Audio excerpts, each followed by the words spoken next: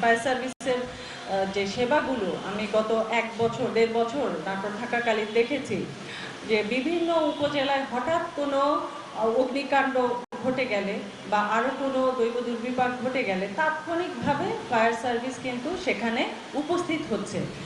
বিভিন্ন সময় স্কুলের যে মহড়াগুলো আমি দেখি এগুলো কিন্তু খুবই উপকার নিয়ে আসে।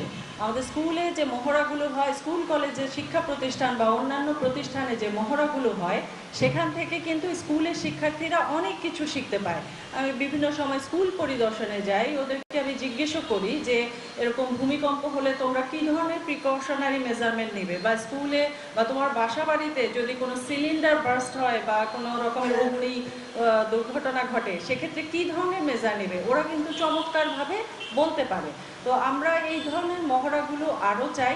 এই ফায়ার সার্ভিস ও সিভিল ডিফেন্স সপ্তাহ উপলক্ষে আরও যদি মহড়া দেওয়া যায় বিভিন্ন প্রতিষ্ঠানে, সেটি মানুষের মধ্যে অনেক সচেতনতা তৈরি করবে।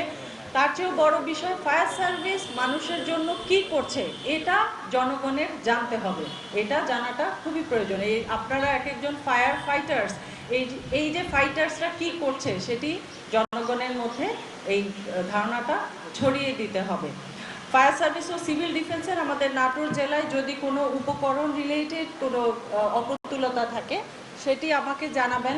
আমরা চেষ্টা করব যে ঊর্ধ্বতন কর্তৃপক্ষের কাছ থেকে যদি বরাদ্দ নিয়ে এসে এই দুর্বলতাটা দূর করা যায় সেটি আমরা চেষ্টা করব, কারণ আমরা চাই যে কোনো ধরনের দুর্ঘটনাতে ফায়ার সার্ভিস যেন তাৎক্ষণিকভাবে আমাদের উপজেলাগুলোর একেবারে রিমোট প্লেসেও যেন চলে যেতে পারে, এটি আমাদের প্রত্যাশা। এবং এই সক্ষমতাটা বাড়ানোর জন্য আমি জেলা প্রশাসক হিসেবে যতখানি করা দরকার সেটি আমি